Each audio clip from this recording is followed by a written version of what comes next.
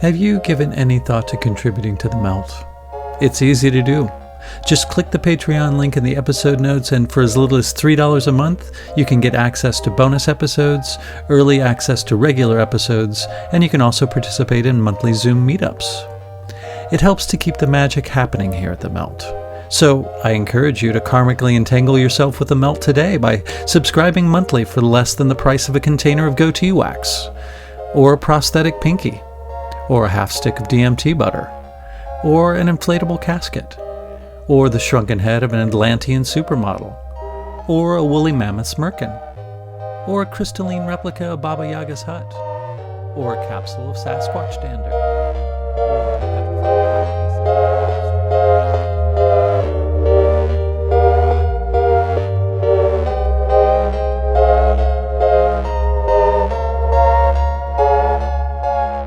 This is Hunter Muse. And this is Chris Snipes, and you are listening to The Melt.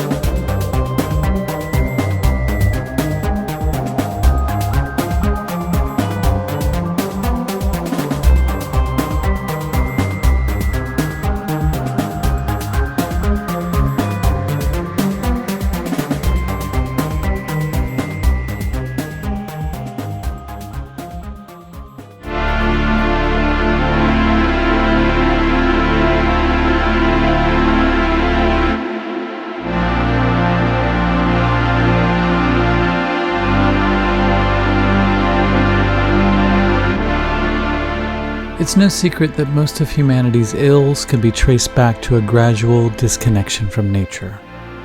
Terence McKenna might trace this back to shifting from a nomadic existence to a more static, agrarian lifestyle that eventually developed into the domestication of animals and the emphasis on agriculture. Both of these practices are ways in which we sort of disengage ourselves from the natural order by manipulating natural processes to suit the needs which accompanied our new way of life. With cities came industry and technologies that ensured its denizens' comfort and made sure that its needs were met no matter the extenuating circumstances. This begins the end of our intentional relationship with nature and all of the knowledge that relationship provided us about balance, harmony, and perspective. Soon after, our technological tools evolved faster than our spiritual and psychological development, and they began to replace the reference points that we used to look to nature for. Eventually, spirit was abandoned altogether and was replaced by material reductionism that began to see the world and its inhabitants as commodities that could be exploited. Nature and spirit became antiquated concepts, and we were left with a world whose seemingly endless samsaric cycle revolved around production and consumption.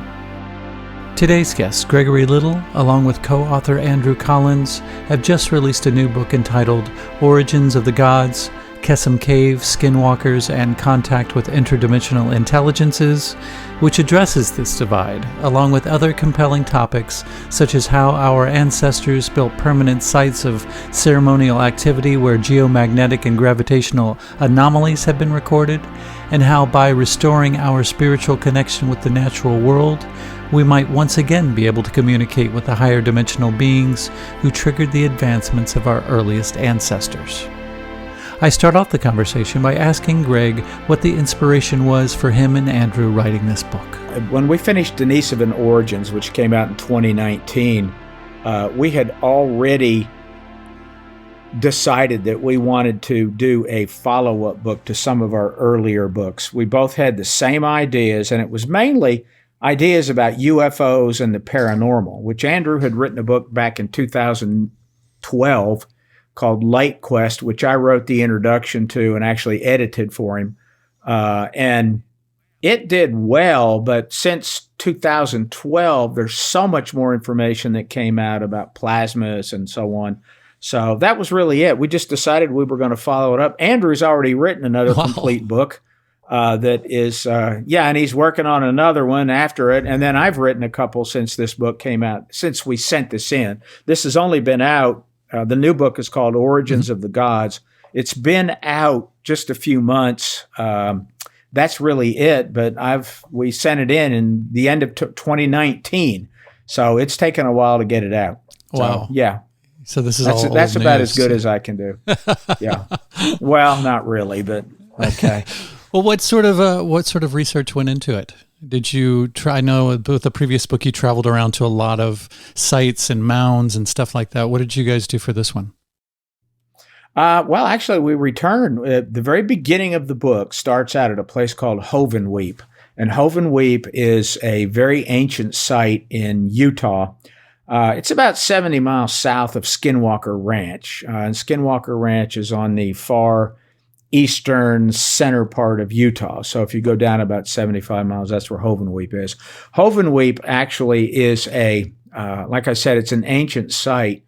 I hate using the word Anasazi, but it was an Anasazi site. Now, the word Anasazi is somewhat disliked by their ancestors who are known as the ancestral Puebloan people who are still around. So it's an ancestral Puebloan site.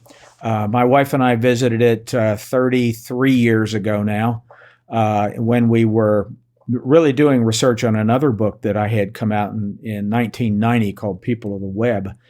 So we went there then. We were on a really fast trip, went to a load of sites over a 2-week period and didn't spend any time there. So we started by going back to hovenweep and trying to get grounded into the site and try to figure out what it was really all about. So that's how I started. I had already done a lot of research. I have spent a lot of time on reservations. I read tons of material in the old ethnographer literature on ancient American rituals and spiritual beliefs and so on.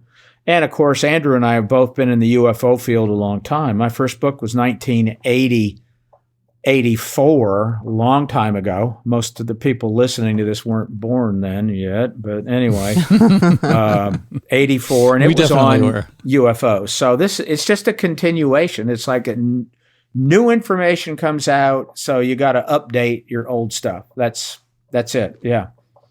Mm-hmm. Absolutely. And a lot of this stuff, you cover EMFs, electromagnetic fields, and some of the phenomena that you discuss in the book.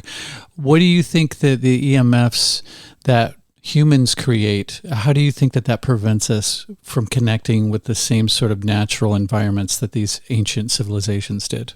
Well, it's really not as complicated as it seems. Okay, electromagnetic frequencies, electromagnetic bubbles are all over the place. Cell phones are, if they're on, they're putting out a bubble around them. Cell phone towers actually have a big bubble around them. They're not, when you connect on a cell phone, you're not sending a beam that looks like a line from your phone to a cell phone tower. It doesn't work that way. Your cell phone's actually putting out a gigantic bubble of electromagnetic energy. And the farther you are away from a cell phone tower, the more powerful that beam is. But it's not just your cell phone. It's every other one around. Every cell phone around is doing it. The computer in front of me is doing it. My Wi-Fi is doing it. My printer here, I've got 2 printers, both of which have Wi-Fi connection. They're putting them out. So they're all over the place. So medicine has actually been studying this for decades, the proliferation of electromagnetic fields. And back some years ago, medicine actually discovered that some of them were causing cancer. And they changed the housing codes. I don't know if you know much about this. In the 70s and 80s, housing codes were changed for electric wiring, for the boxes for electric wiring, because it was putting out frequencies that were causing some cancer. Now, that's all been fixed. But if you read the little booklet that probably doesn't come with a cell phone anymore. There used to be a little tiny booklet. It was like 150 pages, but it was about twice the size of a postage stamp, and you'd open it up and try and read it. And they had even smaller print in the back. And the smaller print in the back is all the safety information. And what it's telling you is caution. You can use the cell phone, doesn't cause any damage to you, be perfectly healthy, as long as you don't hold it up to your ear or keep it against your body. Yeah, exactly. Yeah, that's basically what it says. There is no real research on the effects of all these electromagnetic frequencies on anything other than what I would call gross, which means very large observations of cells. They've looked at cells to see if anything happens to cells under electromagnetic fields. And some frequencies, of course, cause damage. But there is a movement in medicine published in the mainstream peer-reviewed medical literature that calls this proliferation of electromagnetic fields electrosmog. Mm-hmm. It is a type of pollution, and there is evidence. Right now it's all anecdotal evidence, but a lot of people believe that the incidence of ADHD, attention deficit hyperactivity disorder, anxiety, which of course has been exacerbated during the pandemic and so on, but still anxiety is linked to it. Depression is linked to electromagnetic fields, and probably many other mental disorders are. But those effects are subtle, they're hard to measure, and hard to quantify. That's the problem. I don't think they'll ever be able to quantify them. There probably won't be any lawsuits over it because you can't prove that the electromagnetic fields are causing any of these things. But anyway, I call it an electromagnetic cesspool. When I wrote a section in that book, I recall vividly, and I wrote it up right away. I checked how many Wi-Fi connections I had on my computer. And I was living in a different house at the time by the Mississippi River in downtown Memphis, which is densely populated, lots of stuff down there. And I picked up 21 Wi-Fi signals. Wow. 21, all at the same crazy. time. Now, that's just Wi-Fi. That has nothing to do with cell phones, nothing to do with all of the cell phone towers or the 5G towers or any of that. But 21 signals. Yeah, that's crazy. And they're all beaming all the time. So what effect do they have? Well, the people that are getting money for the signals, all the companies that produce that kind of hardware that creates those signals, they're doing what they can do. They're doing what they do. They don't really support research in it, except for the initial medical research, which showed that, well, it's not going to cause cancer in cells, as far as we know. No long-term studies either. There's virtually no research on 5G. Mm-hmm. None. Yeah. So we don't know. So that's it. So what does it mean? Well, back when Native Americans were building mounds, back before we had electrical devices, there was no man-made electromagnetic fields. There were none. Well, not entirely true, but almost true. For all intents and purposes, that's true. I guess I'll give you the exception in a minute. But anyway, so the only electromagnetic field that was around then was called the Schumann resonance. Mm-hmm, yeah. The Earth generates and reflects its own electromagnetic field. And it has a resonance. It's a vibrational frequency in the electromagnetic spectrum. The exact number, 7.83 hertz. There's two multiples of it based on 7.83 hertz. But we evolved in that 7.83. This is well known in biological literature and literature about evolution. They know that we evolved in that 7.83 hertz. And actually, if you started to close your eyes and you tried to clear thoughts out of your mind and try to do a bit of meditation, you will, and if we had you hooked up to an electroencephalograph, which measures the frequency that your brain is putting out, basically, the electromagnetic frequency, you're in beta right now, which is being awake. Mm-hmm. You're awake. And it's very fast waves. Well, 7.83 is somewhat slower. So if you started to meditate, close your eyes, clear your mind, right before you would hit what most people think is meditation, the cusp of it is where that 7.83 hertz is. That's what in your brain puts out 7.83 hertz at the cusp between awakingness, you're awake, and what we would call meditation. And you actually do that every night when you go to sleep. When you lay down in bed, you're going to hit that 7.83 at some point. And that's really when all the weird stuff happens to people. Yeah. So the ancients say that's real. It's that hypnagogic state. That's what it's called in psychology. Mm-hmm. We all experience it. A lot of strange things do happen then. But anyway, that's what it is. And we can't get that anymore. You have to get away from human-produced electromagnetic fields to really experience the paranormal or the spiritual world like the ancients did. And that's very, very difficult to do.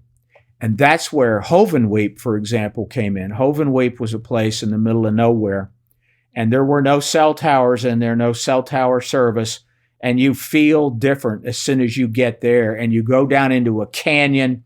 It's also very quiet, and all that has to do with this ancient mindset and the mindset required to perform rituals to tap into this spiritual power that is out there. They called it spiritual. You can call it whatever you want, but I like the way the Native Americans talked about it. So you asked one thing. I don't know if I answered it or not. I think I sort of did. Yeah, of course you did. You said something like it wasn't completely true that there were no human-produced EMFs at one point, but you said that there was some exceptions. What were those? Yeah, there's exceptions. They're not. They're impressive to me because I know they did tricks with them. All right, if you take it's a Native American shaman and medicine persons. It's not a trick, but it's something they did in rituals. I'm willing to bet, I can't see in your bookcases behind you, but I'm willing to bet that you have some quartz crystals around there somewhere. So, yeah. Right? Yeah, we do. Yeah, okay. Yeah. There you go. So they used quartz crystals in a lot of rituals. And quartz crystals to them is a type of purified and solidified spiritual energy. And as you probably know, if you squeeze a quartz crystal, even if you squeeze it in your hand, it produces electricity. That is called the piezoelectric effect in physics. It's a very well-known effect. And it's something, it has a frequency to it. It's something that quartz watches picked up a long time ago. That's what they use it for. It keeps very good time. The frequency is perfect in them. So there's another effect called triboluminescence, which means if you take a quartz crystal and you rub two of them together, you get tiny little fracturing along the edges or the sides of the quartz crystals. And what you have with that is a release of electrons. And it can be very profound. You can do that certain ways. And the little experiment I tell people to do. When I get done with this, I'll tell you the experiment in a moment. Okay. So anyway, when you do that, you rub those together, and you're creating these they're actually little tiny plasmas. They are producing a electromagnetic field. That's the only example that I can think of in the truly ancient times of something they would do, which is causing an electrical discharge or an electromagnetic field. So that I'm just trying to be accurate when I said, well, there's an exception because it popped into my head. So the experiment, some of your listeners might like this. I don't know if I told you this last time or not. I probably didn't, but the experiment is this. You need a couple of big crystals. The bigger, the better. They don't have to be the expensive ones. They can be those cheap ones, a couple big ones. You got to do this at night. You go into your bathroom and make sure all the windows are closed off so no light from outside comes in. That's why you're doing it at night. Fill your bathtub about half full of water. Turn off all the lights. Have a pair of gloves in there. Put those gloves on. The gloves are important. Put a crystal in each hand. Put them down in the water. Turn the lights out. Have it as dark as you can get in there.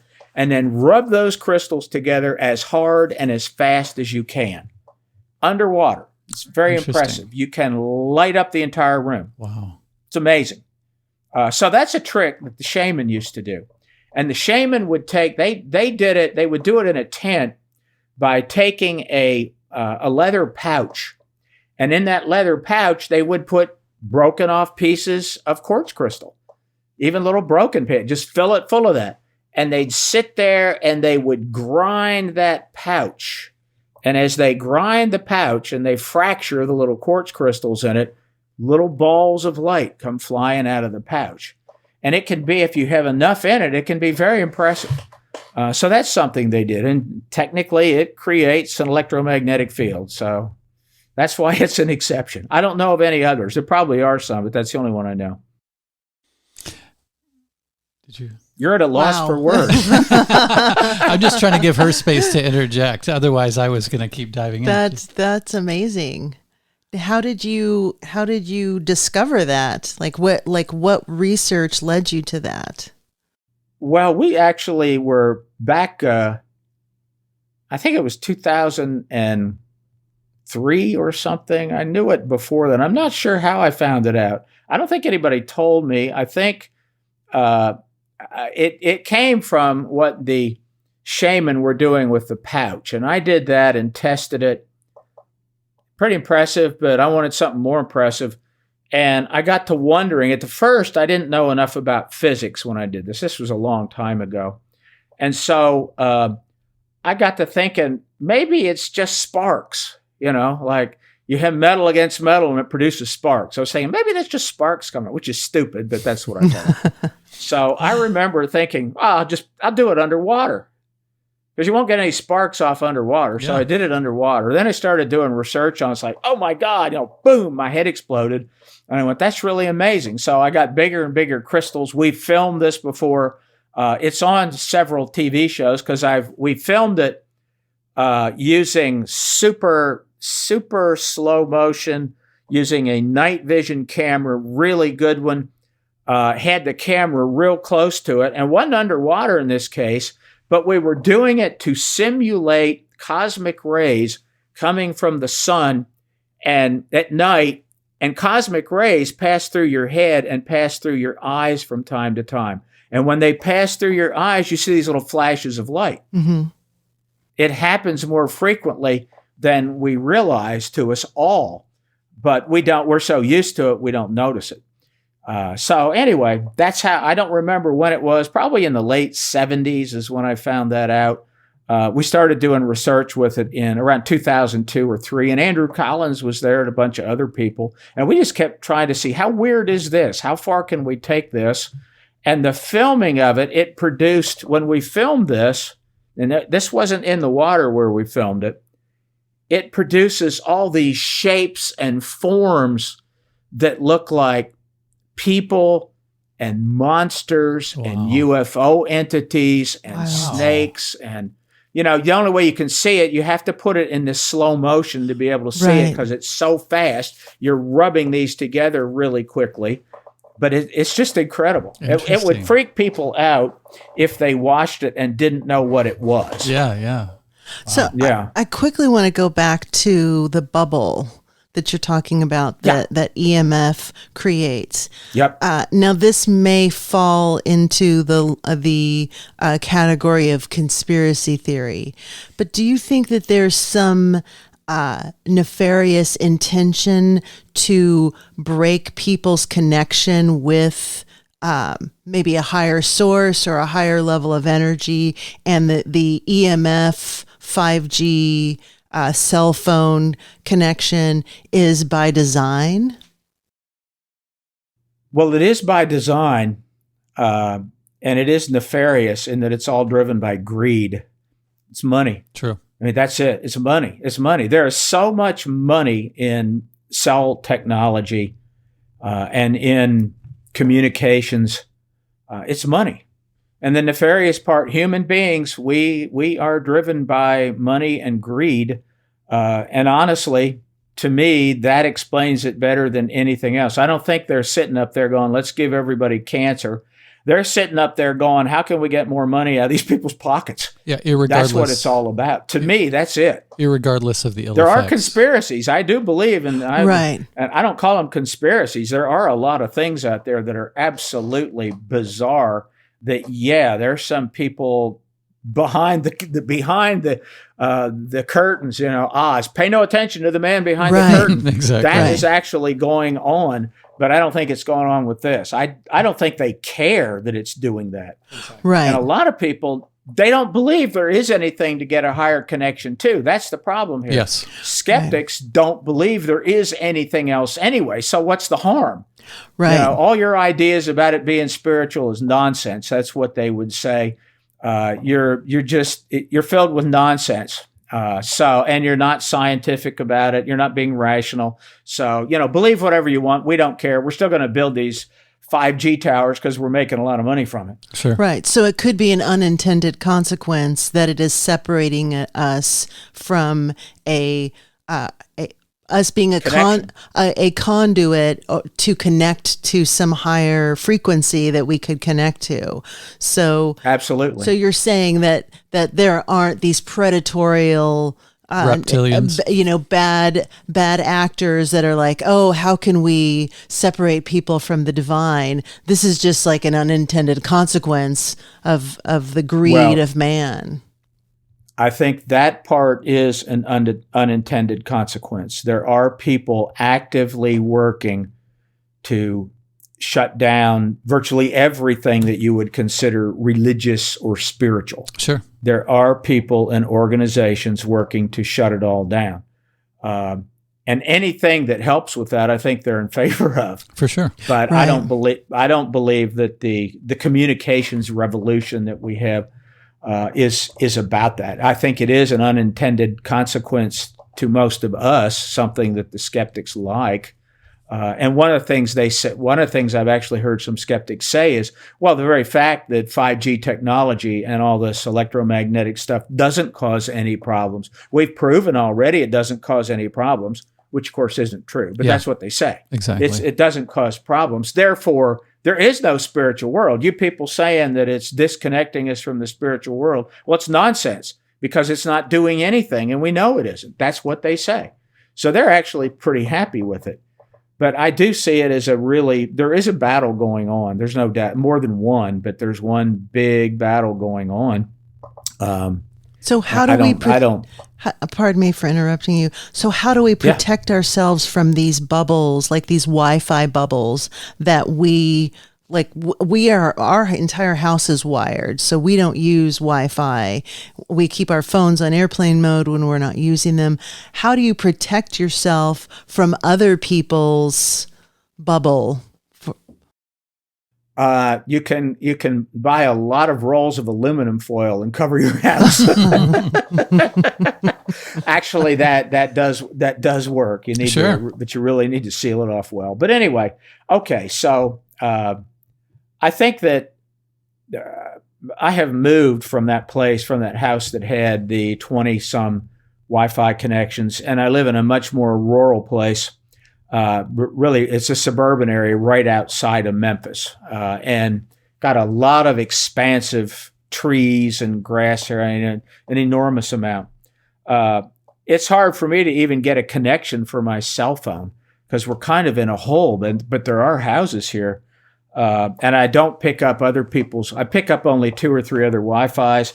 So what I'm saying here, number one, if you live in a house, you can't get away from it because all your electrical wires are producing electromagnetic field too. They'll say, oh, there's an electric field that comes out of an electrical wire. But the electrical field is reversing its polarity 60 times a second because it's 60 cycles. Our electricity is 60 cycles. So it's literally going 60 times a second. Probably no harm in that. There's a lot of research on it. I don't know anybody that's ever found any negative effects of that. But it also produces a small electromagnetic field at the same time. I have a little meter that I've used on electromagnetic fields. And I have gone out. I don't pick up anything in the house, but if I go out and I get under an electrical transmission wire, how there's a big giant poles that have 3 big ones or a bunch at the top, the main transmission wires, that thing will go crazy when I get within, say, 200 to 300 feet of it. And if you get under it, it maxes out. It means there's a very powerful electromagnetic field there. So how do you get away from it? Well, you either move, get into a rural area or a suburban area somewhere, Or you can actually, and it is smart in some cases, to harden areas and you can use aluminum foil. You can use other types of metal. A Faraday cage actually is the only way to truly get away from all of it, which is basically a copper shielded room. That's the only way to get away from all of it. If you use one of these little devices to check electromagnetic fields, you will find that the back of your computer, that's why you shouldn't have somebody right behind your computer, is just maxing out. All the electromagnetic, they've got it all funneled out to go out the back, figuring that there's nobody behind it. Same thing with your microwave. If you put it behind your microwave, it maxes out almost immediately. Oh, yeah. And I've gone behind the wall behind the microwave, and there's almost nothing coming through it. So the field is being broken down pretty quickly. So anyway, to get away from it, very, very difficult.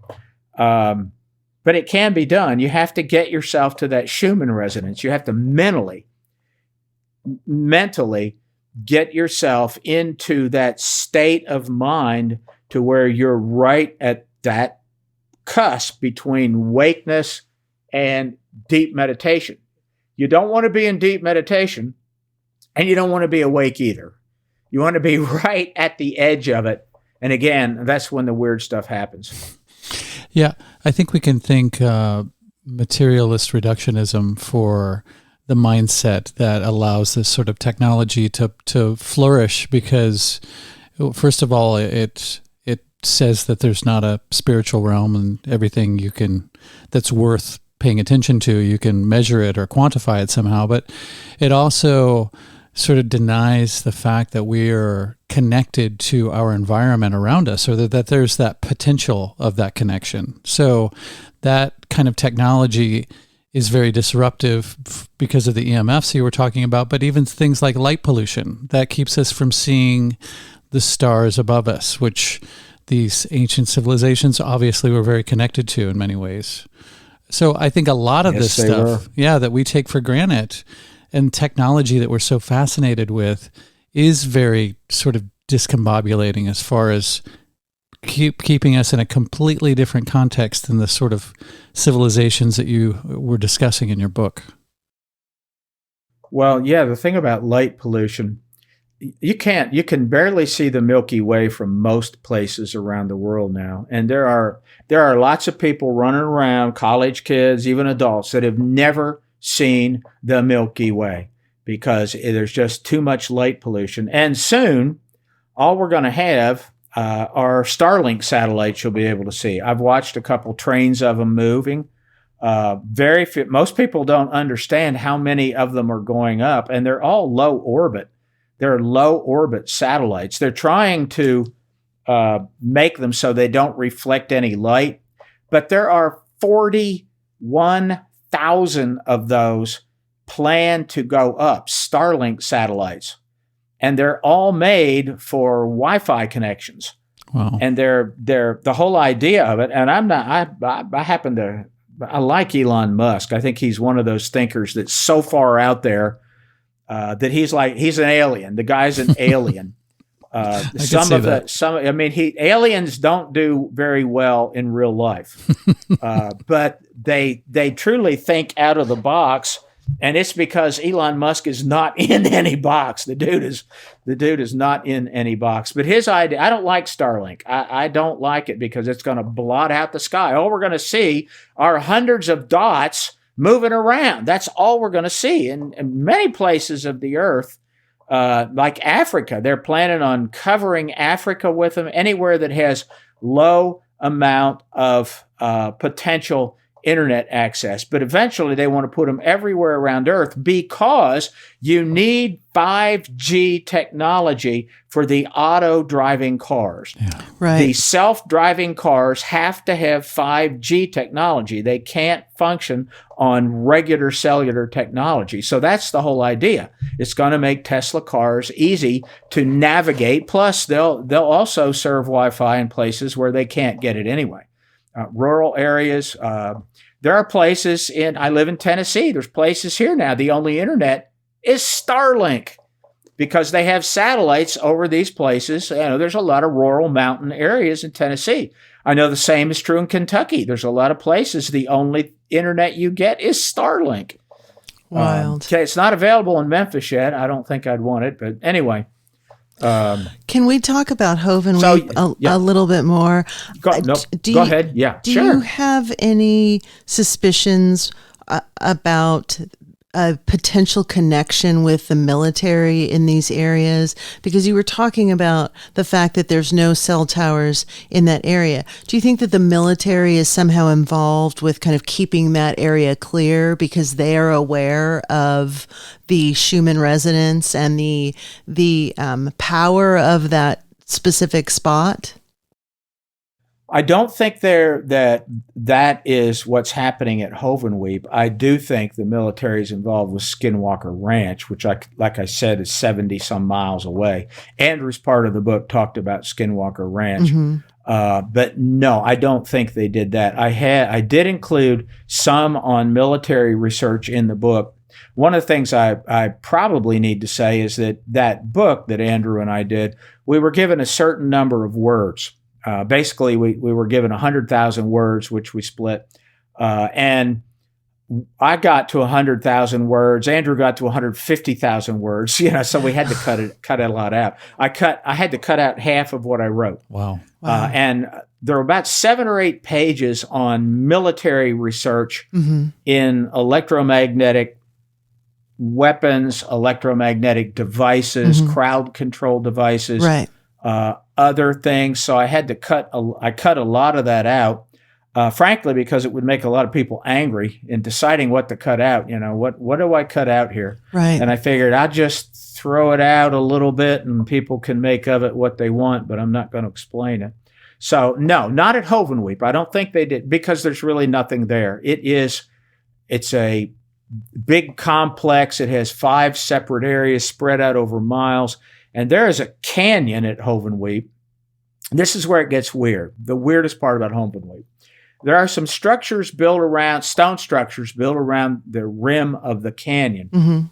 And so when you go down into the canyon several hundred feet, there is like a 3.5 to 4-story stone tower at the bottom of the canyon, which isn't high enough to come out of the canyon.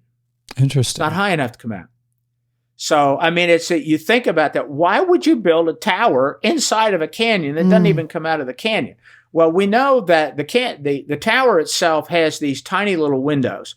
And when I say they're tiny windows, they're probably about 3 inches to 4 inches by maybe 6 inches. That's it. About the size of a brick. That's all they are.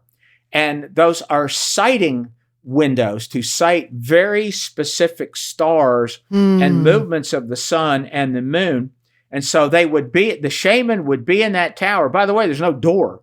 They had to go to the top of the tower with a ladder and then descend down into it, because there's no way out except going back up and then take a ladder and go down. It was only for the shaman. Wow. But it's truly grounded. That's a term that I'll start using quite a bit. They're grounding themselves literally in dirt. The same thing that the mound builders did and the Cheyenne when they did certain rituals. They would take their moccasins off or whatever they had on their feet. They would remove the sod or the soil, because you can't ground yourself by standing on grass or sod.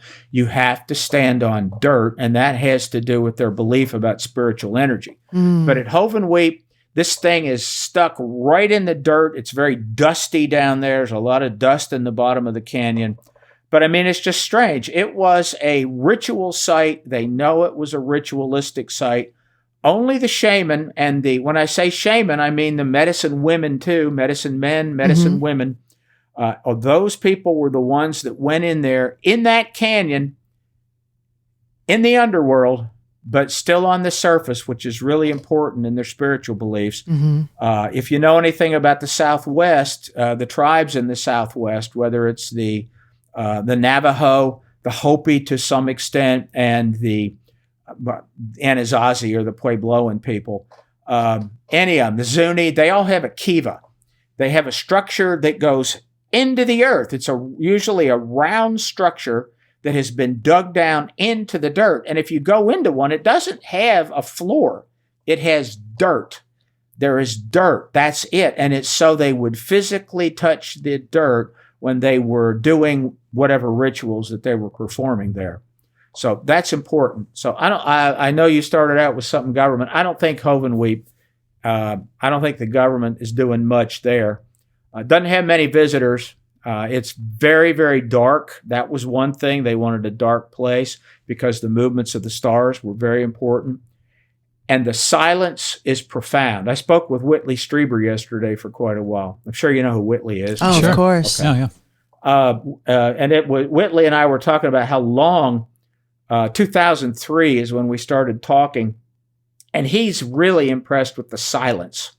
Whitley thinks that the silence at these sites, and I mean, when I say silence, I mean profound silence, which most of us never get. The last time I experienced profound silences, I went and got an ear test this past week, and I went into one of those rooms where they close you in, and I had the headphones off, and it's like, this is just like hovenweep.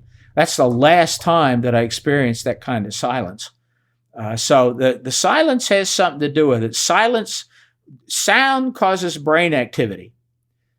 Every time there's a sound, there's some electrical activity going on in the brain, really, and it literally is right where the auditory cortex is. So it causes a lot of brain activity, and it's going to get you away from that ambient Schumann resonance. Try to get your brain's electrical activity right at that 7.83 hertz. Right. So I think the silence is really important. The darkness is really important. Touching the dirt is really important. And we know all that from their basic cosmology anyway, why all that's important. Because they believe dirt is the most primordial spiritual substance that exists. And dirt is used to purify yourself, which is strange because it would be the exact opposite. Dirt's dirty. No, they used it to spiritually purify themselves because it's primordial spiritual energy. That is what it is. I've told stories about that before with the Cheyenne shaman that came and stayed with us. Lou White Eagle was his name. He died just a couple years ago, but we would talk about some spiritual things, and he would get nervous. And Lou talked just like the stereotypical stereotypical Indian who he was 6'2" to 6'4" in height. He weighed about 250, long black hair, just a very imposing guy. So we're sitting there and I'm asking him about the soul and the soul's journey after death. And he would look nervous. He was the arrow priest of the Cheyenne tribe, had come to Memphis, stayed with us 30 days. But he'd get nervous and he'd say, this is spiritual knowledge. This is spiritual knowledge, sacred knowledge. I must purify myself. So he would go out back. He'd want me to go along too. He'd grab handfuls of dirt, sprinkle it over himself. Hands full of dirt, sprinkle it over me. That's how he purified us. He also did the same thing where he'd put a little tobacco to the four corners as a little offering. And then we could talk about some of the more spiritual things. So they see it very, very different. Native Americans do. They have a completely unique cosmology, which is very similar to physics, modern physics. It's astounding how close it is to modern physics. But so I'm just going off. I can go off and like a rabbit trail. It goes all over the place. Do it, Greg. I do want to circle back to something you said because I'm utterly fascinated by this. You talked about Skinwalker Ranch and the fact that the military is involved with Skinwalker Ranch. Can you talk a little bit more about that? Not really. No. I have no deep, dark secrets there. I am willing to talk about like the military's experiments with plasma weapons created through electromagnetic laser technology, which is not in the visible light spectrum. They're not using visible light for this. I'm willing to talk about the Navy's tic-tac photos and the radar stuff, and a lot of that, and about some of the research that they did before 2006 when they started researching plasmas. Some of the early stuff I was involved in with the Office of Naval Research back in the 70s. I put a bit of that in the book. Not very much. I worked 2 years under a grant with the Office of Naval Research, going around the country testing Navy pilots. And we had some real strange devices that we used. I was a hippie.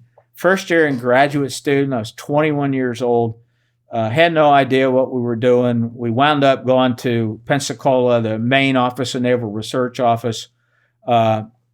I had a mushroom T-shirt on, hallucinogenic mushroom T-shirt on, long hair, blue jeans that had embroidery all over them, gone into the Navy bases all over the place. One of the things that occurred, though, that I tell in the book, is we got in there, and I'm at the lowest rung you can get. I mean, I'm a brand new graduate assistant in the psychology department, given this great high-paying job as a graduate research assistant, and it was the highest paying thing they had in the psychology department. It was at the University of Memphis, and so I didn't go all the way in the back. The person who was over it was actually a colonel in the Army who was the head of the Fort Knox Research Institute. Fort Knox has a dark research facility there. When I say dark, I'm talking about dark money. Sure. It's like the black box research where money goes in. Nobody knows what the heck's going on. Right. So he was the head of that for years. But he got the grant. He got the University of Memphis, which was then Memphis State University. Probably got the biggest idiots they could find, so we didn't know what was going on in it, and just said, go do this. And they trained us to use this bizarre equipment that we carried around. We used a Faraday cage at each of these, went to loads of Navy bases, tested literally thousands of Navy pilots in a bunch of electronic devices. But anyway, I got to talk to the young Navy guys, the guys that were my age, who were like they had just joined, or they'd only been there for a while. They weren't all that important. They weren't officers, but they were research assistants in the Office of Naval Research. And we got to sitting there and talking about a type of research that I was doing, because they asked me what I was doing in the department and even how I got into the psychology department. I was telling them about the drug research we were doing, because my area was psychopharmacology, which is the study of how drugs work in the brain. And we had all these drugs that the Drug Enforcement Administration sent us. We had vials of LSD, vials of pure LSD from the U.S. government to do research with. And we had THC. We had every kind of hallucinogenic you can think of. We were sent the first vials of DMT, dimethyltryptamine. We had that. You name it, we had it. And so when we'd get this, often my major professor would come in and said, hey, I just got this. And I remember when we got our first bottle of PCP. PCP is phencyclidine. And so we got this, and he said, I don't even know what this does. He says, see what it does. So we call that kind of research, I wonder what if. I wonder what if. So the way it works is, in my mind, what he's saying is, well, do something quick and see what it does. What's the effect of it? Right. So in my mind, I wonder what'll happen if I inject a rat with this. Right. Literally, I wonder what'll happen if I do this.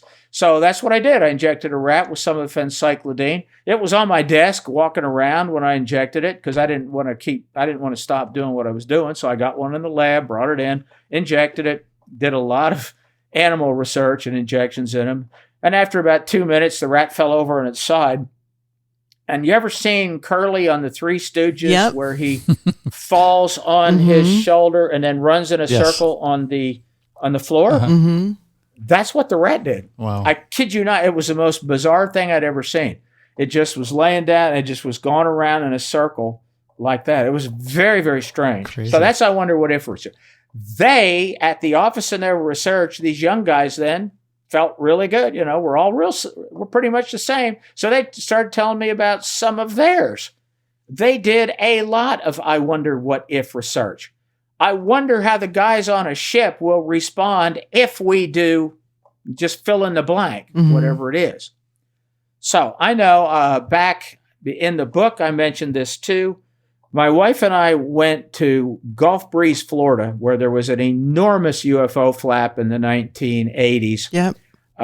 Actually met the guy who was doing it. He was selling his book out of his trunk when we were there in this park with 104 people. Ed Waters, I don't blame him at all. Ed Walters, rather. But we were there when a thing called the Gulf Breeze light had shown itself for 9 straight nights. And the locals called it Bubba. When we were there, I counted the people in the park. There were 104 people. And the people there knew what time the light was going to show, exactly where it would show. They even pointed. They said, it's going to be right up there. Mm-hmm. They knew what it was going to look like. They knew how long it was going to last because it had done that 9 straight nights. The night before, a Japanese film crew had been in there and filmed it. I've actually seen the documentary that they did. They got good close-ups of it. I got one picture of it when it happened. But they said it'll occur. It was about 9 o'clock, and they said, all right, it'll be in a few minutes. So roughly, I can't remember the exact time now. I think I put it in the book. It's like 9:05 or 9:10. There's this red light that appears in the sky. Just a red light. It's about 4 times, 5 times bigger than Venus would be. It's very intense, doesn't move. So it lasted for 90 seconds. For about the last 15 seconds or so, the people in the crowd that were watching this thing said, okay, it's about to turn white. The light turned white, expanded to about 10 times the size that it was. So it was about the size of the moon at that point. It looked like as big as the moon. Got to about the size of the moon, and they said, now watch what it does. And then it's like a light switch went off, but around the edges, all around the circular edges, it looked like fire, like little sprinkly fire all around the edges, and then it just went out. It's not like anything fell. It wasn't like it's a flare and something was coming off of it. I mean, very distinctive. That was the 10th night in a row it happened. I got one picture of it.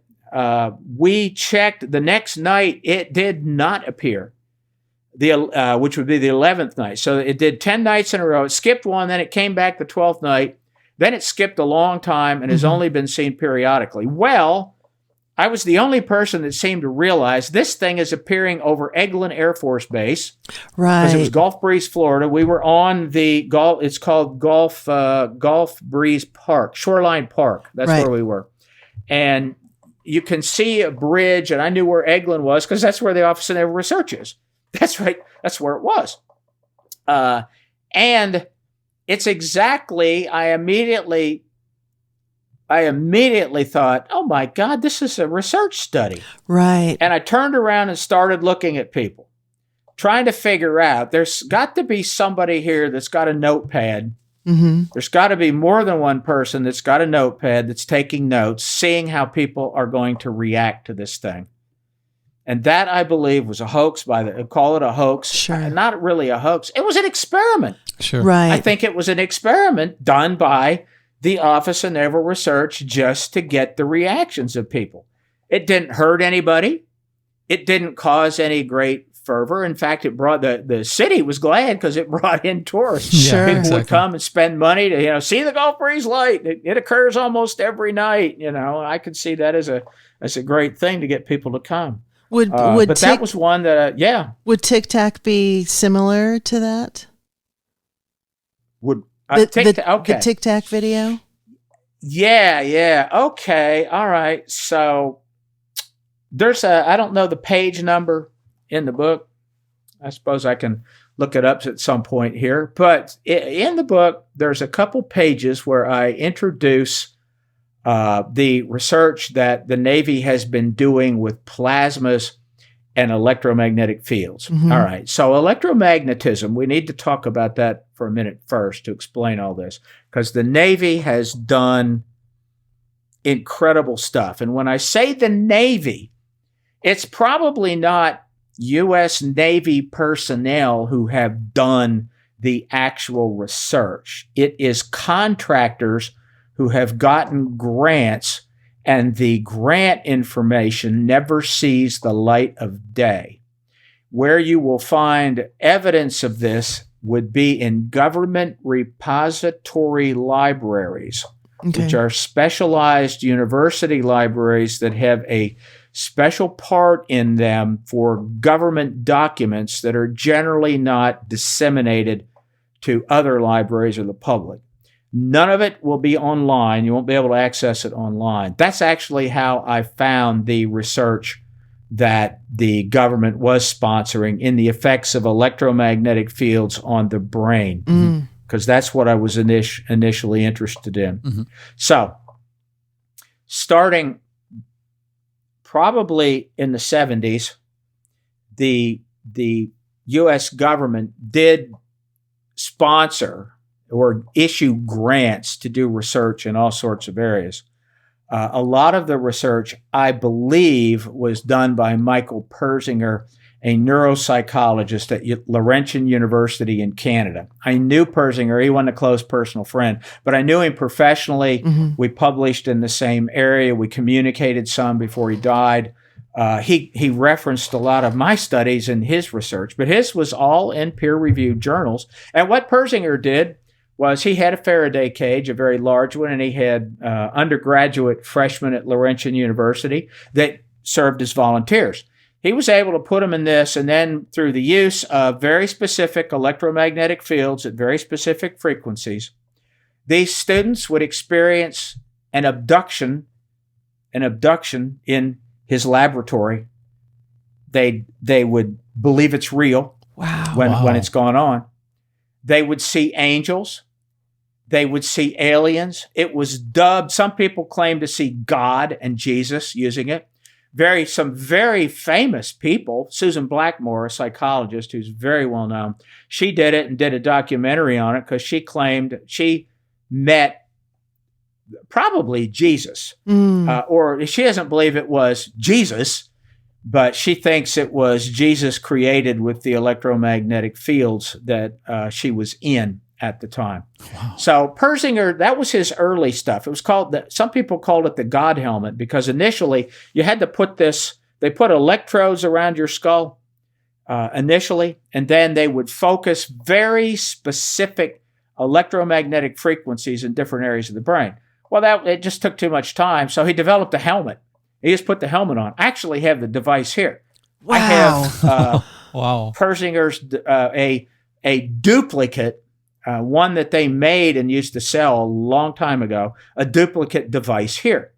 But anyway, he made a helmet. It was a football helmet. And inside the helmet, they just put all of the electrodes at the right place. So you'd go in, just put this football helmet on. That's all you had to do. It was called the God helmet. It was dubbed that. Laurentian University was picketed for years because of this, because a number of fundamental Christian organizations and churches believed that it was a bad thing to do, that people could have demonic experiences or see a fake Jesus or a fake God or whatever, that it was somehow wrong. And so a lot of Persinger's work was exposed at the time, but in his later years, this is where it gets weird. That's weird enough. In his later years, Persinger developed a device that would literally send words to your head. Right. In other words, you could have words beamed into your head. You would hear them. Yes. Like voice to skull? Voice to skull? The U.S. Navy actually has this device. They've patented it. Yep. This is a summary of this is in the book. There's one page where I go through all these devices because there's a list of about 10 of them. And I started with the earliest ones they did. And the earliest ones they did were pretty powerful. And that was part of the problem. They didn't want to kill people with it. They didn't want it to destroy them. But they have a device that over about 2 miles, they could set it up, and it's an invisible beam of electromagnetic energy. Right. And a person 2 miles away will hear words spoken to them. Those words could be anything. It could be, "This is God." The words could be, "Hey, get away from here. You're going to get shot." That could be a word too. Yeah. They also have one that will, it sends out a invisible beam, and you feel fire on your skin. Wow. You feel as if you are burning. Why do they have that? It's for crowd control. Yeah, Right. They have that. There are some that cause small plasmas to form in front of a person to scare them. Right. And they can create flashbangs. They can keep the plasma there in front of people. So we're getting into the tic-tac, and we're moving toward the tic-tac now. They can create a three-dimensional plasma, which actually is a physical thing. Plasmas are a physical thing. They're not just a ball of energy. Mm-hmm. They're physical, and we'll explain that in a minute. But they can create these plasmas, and then they can make it flash, create a flashbang to scare a person. Right. And then a plasma can be right back. They can create a plasma and split it and create 2 and 4 and 8 and 16, all with the same device. Wild. They have loads of these. There's a list of about 10 of these devices that they have. Everything from putting words in your head Mm-hmm. to you name it. Persinger did another one. I haven't got to this one yet. This one I often forget about. Persinger set up an experiment and told the people, the experiment is you sit here at this table and there's a computer in front of you, this desk, and you make a choice. So on your screen, you have to choose between a couple options. And when you choose, it moves to the next one. You have to choose between options. And then it scrolls and you go to the next one. So that was the experiment. That's all the students knew. Mm-hmm. The real experiment was this. Through electromagnetic frequencies, he could force them to choose whatever he wanted them to choose. Right. Wow.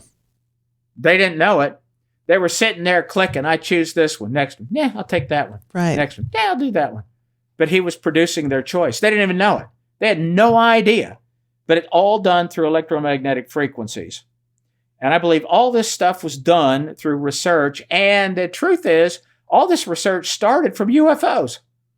Because at some point, the military became aware that real UFOs, legitimate UFOs, Mm-hmm. and legitimate experiences that people have are always linked to electromagnetically charged plasmas. And if the first place where I saw that written and just stated point blank was in the British Ministry of Defense study called Project Condign, spelled Condign.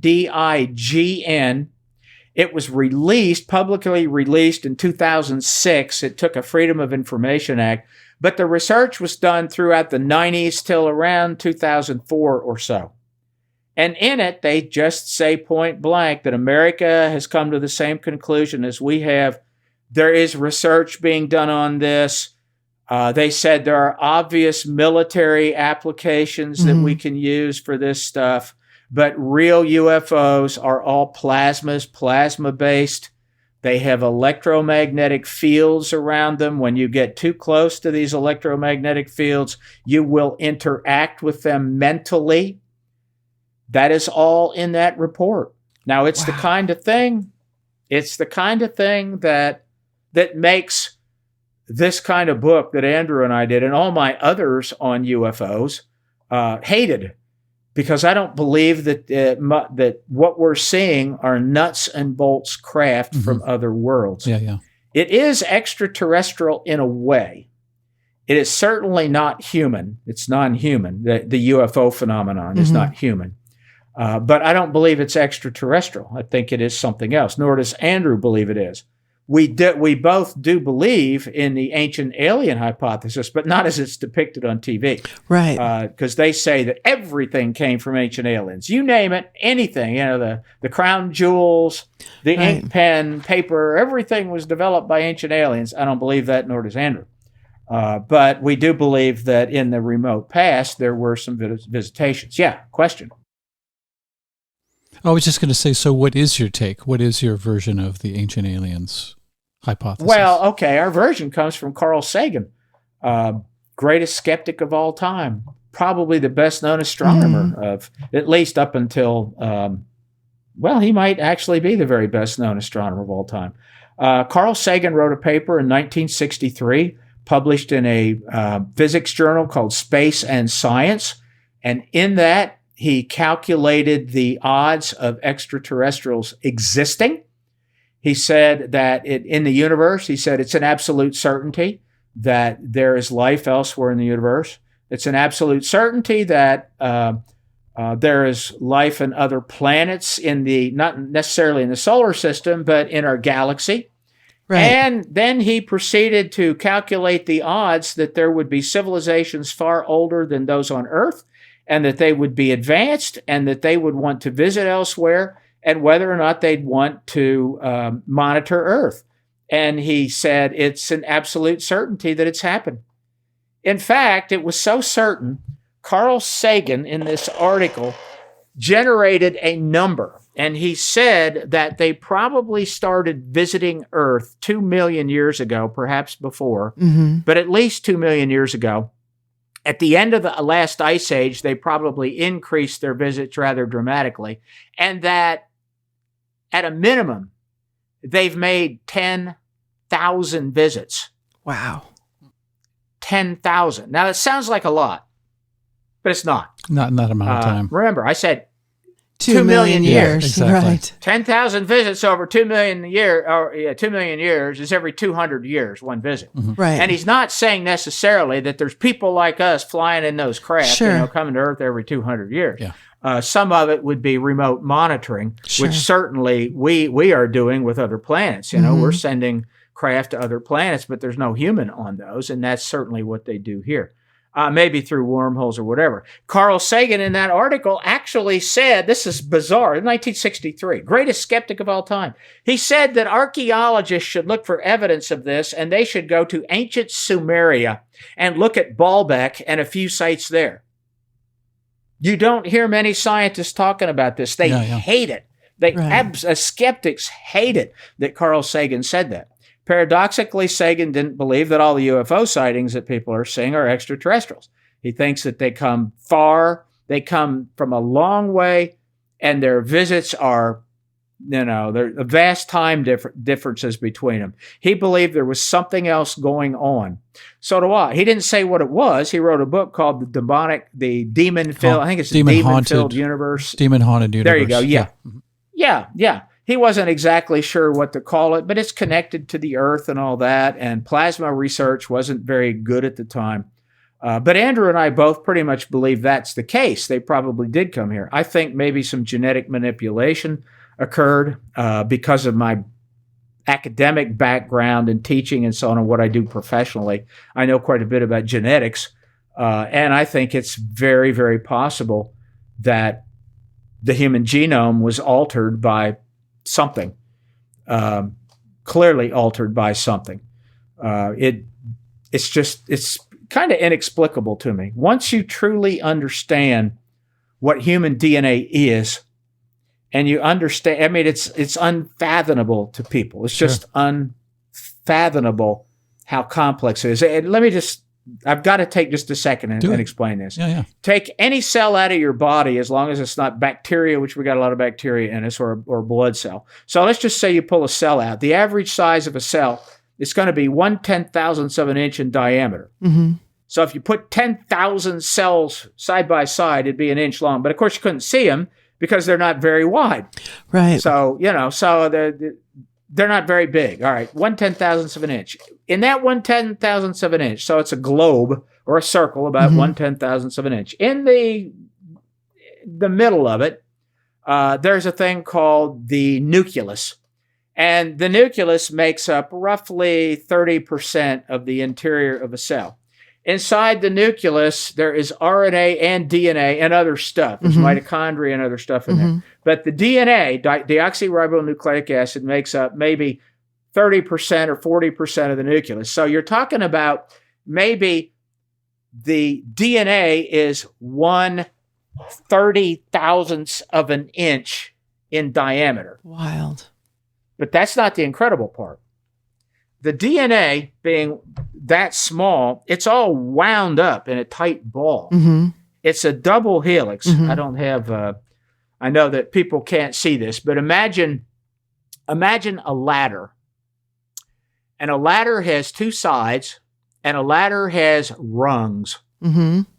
And the double helix is basically it's a biological form made out of amino acids, which is protein, and some starch and sugars and carbon off to the side. So you have the two sides of the ladder and the rungs. Well, there are 3 billion rungs, 3 billion in that ladder that makes DNA.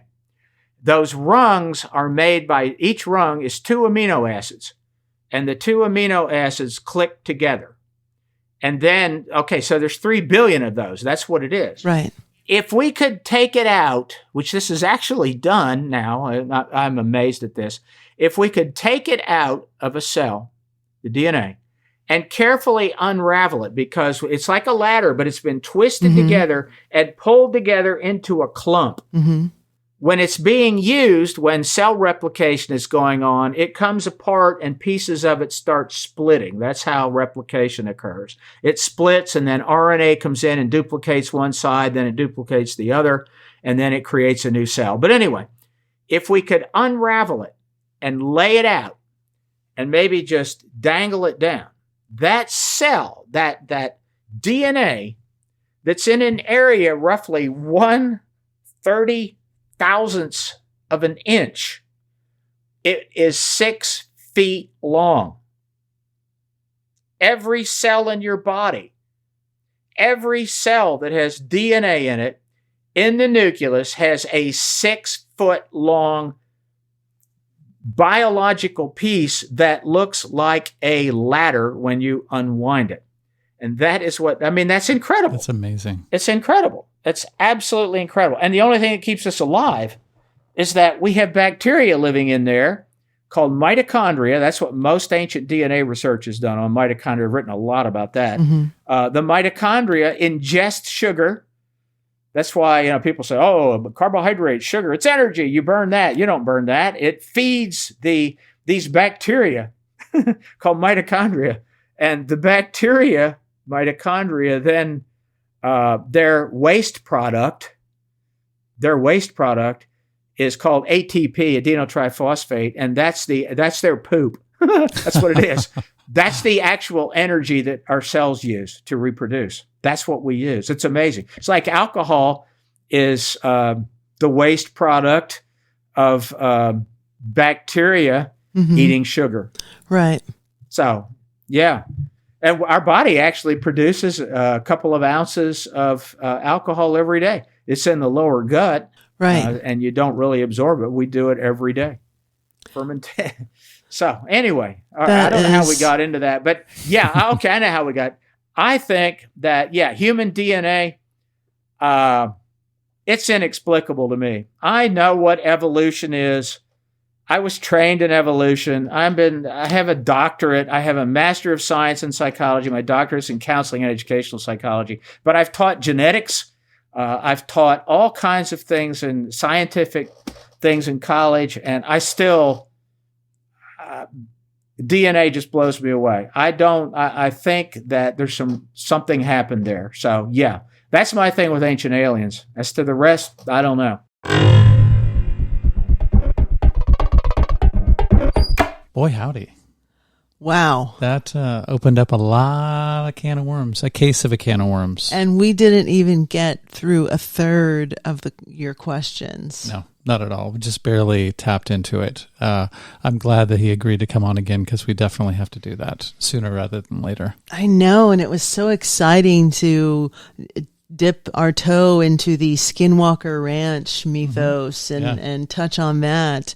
And I love when you can tell someone has information that they're not willing or able to share. I've definitely felt that was happening. Yeah, for sure. That there's a lot beneath the surface that he wasn't sharing with us. And I would love to have Whitley Strieber on too. I've always loved his work, and I find him a fascinating person. So it was really cool that he started off the interview by saying that he'd spent a long time on the phone with him yesterday. We should have him and Jason Horsley on at the same time. That would be a great match. Do you know about of course, his inconsistencies? Well, it's interesting because when Gregory was talking, I was thinking of Greg Carlwood, or Chris Knowles, who said that he doesn't believe that government technology is as advanced as we may think it is. Yeah. And I think that would be a great debate. Well, I think really Knowles's view of that would fit into what Gregory was saying, because if he's talking about plasma phenomenon, then that's not necessarily, and even a military induced plasma phenomena, like an abduction or something like that.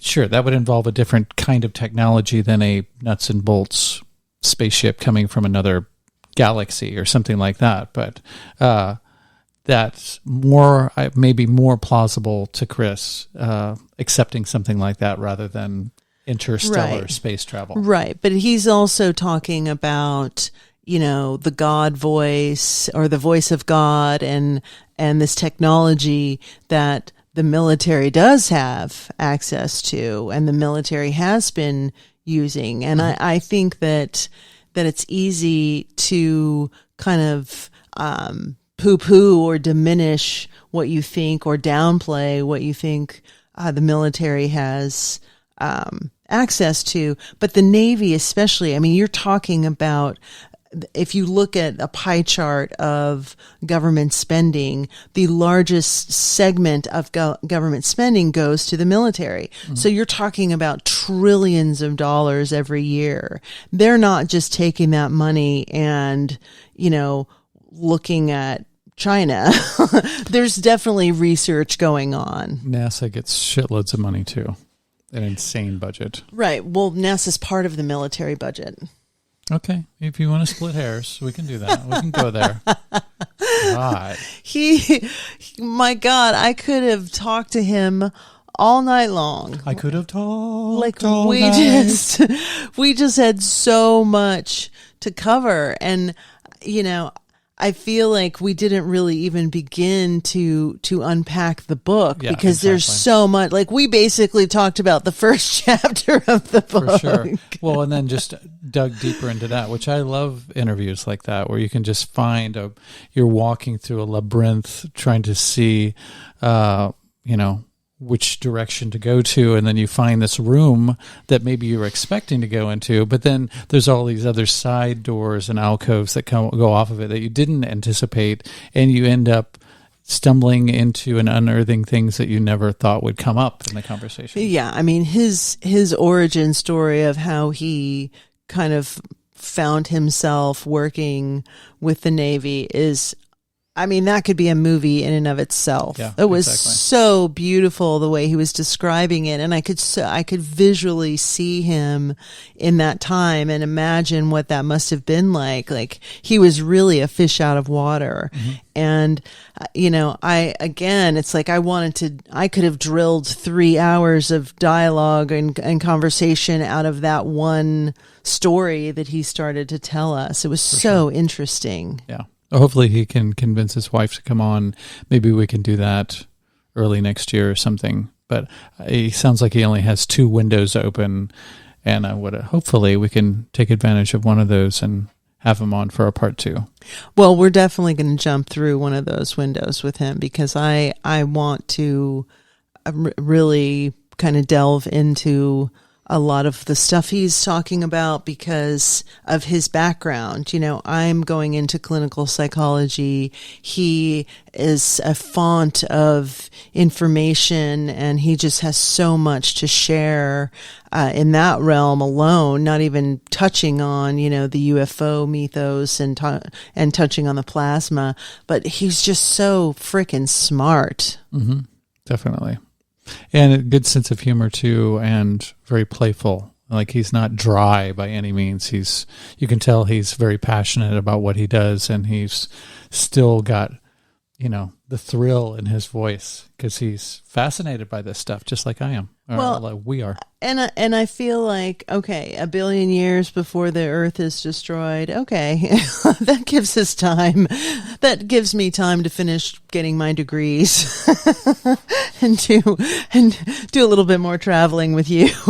So, I feel like that's a fair timeline. I can work with that for sure. And that's just no. Go ahead. That's just one incarnation of us, the universe, Yeah. and whatever the hell we're in right now. Yeah. It'll change constantly. Yeah, and I still have this sense of, cautious optimism and hope for the future of humanity, and I don't think that we necessarily have to keep going down this dark tunnel. God, I feel no. like we are co-collaborators in this reality, and that we have a huge role to play in our own manifesting and in the world that we are building around us. So it doesn't necessarily we don't have to buy into these dark actors and these predatorial, nefarious characters that are saying like, there is no God and there is no spirituality and there's nothing else but this. And that's why, they're so willing to, sell us down this metaverse path. I don't know that everyone would necessarily want to put on those goggles. I don't necessarily agree with that. Well, but did you catch it? I think it kind of got lost in the shuffle there, scuffle. Well, I don't know what the hell how to word it, but he said, would you think you put it on them for an hour or two and take it off? Do you think they would want it back on again if you asked them? And he said no. So I think he was saying that they wouldn't do that. So you said no. He said yes, they would, and that's why I was like, no. You go back and listen. We're going stenographer. Yeah, I'm going to. You said no. I know, and he said yes. I answered no to a question that he said, "Would you do that?" And I said, "Hell no." Yeah. And then, but this is a separate question. I know. And then he asked that question, and you said no, and he said yes. Okay. And what I'm saying is, I think that there are people who haven't necessarily bought into this consensus reality that we live in, who still don't have cell phones, who still aren't interacting with the world in the same way that we are interacting with the world. And I think those people would think that that's the act of the devil, and they wouldn't want to put that on even for the first go. They wouldn't want to, because that's the trickster to them. Exactly.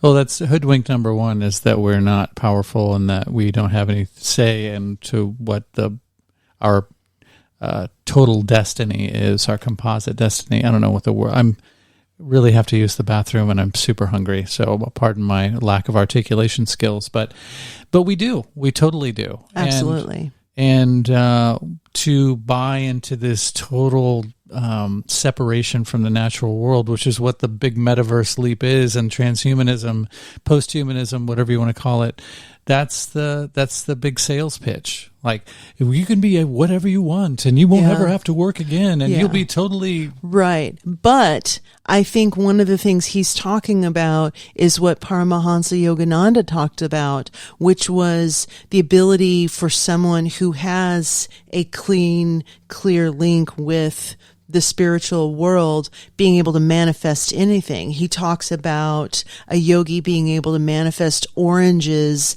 in his hand, literally right in front of Paramahansa's eyes. So I think the balance here is that what this metaverse is selling us is being able to see something visually that is whatever reality you want to see.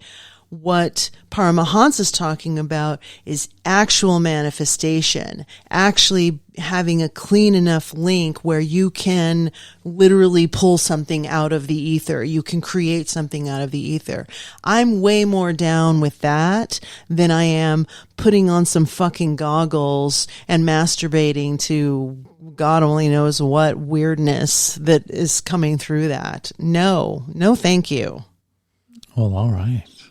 That's freaky. It is freaky and sinister. It is sinister because it's taking the soul out of the human experience. And I dig the soul, man. I do. That's that's the only game in town, really. For us. All this stuff is temporary window dressing. And it's conditional and will change. That's whereas right. The soul will not.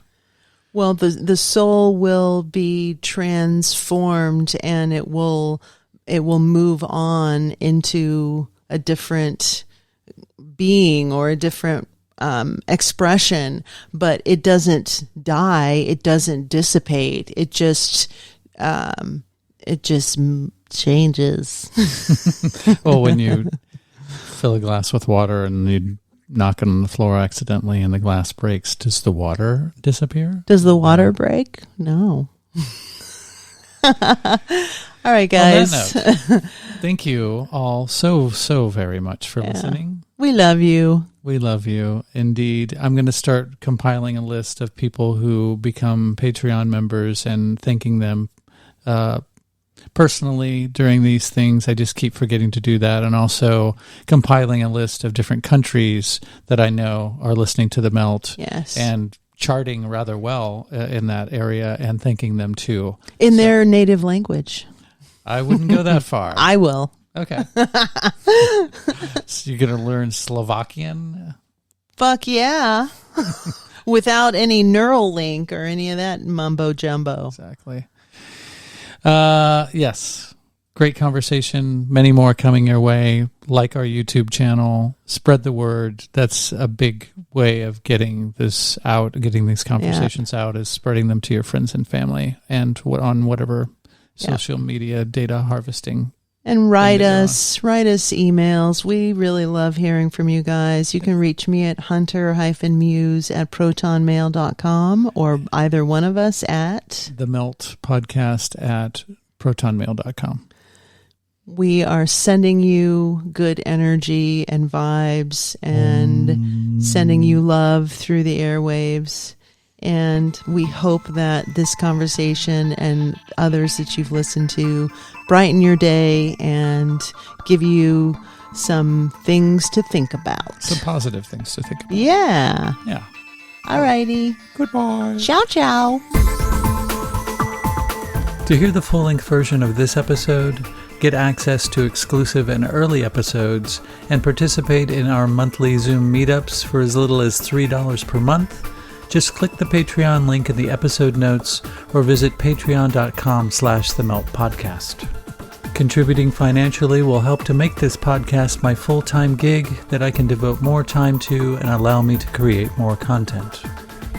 Other ways of contributing would be giving us a favorable review or rating wherever you get your podcasts, subscribing to us on YouTube, spreading the word wherever you and your tribe congregate, or just by sending us your positive thoughts and intentions. In a quantumly intertwined and holographic multiverse, these also go a long way. Thank you.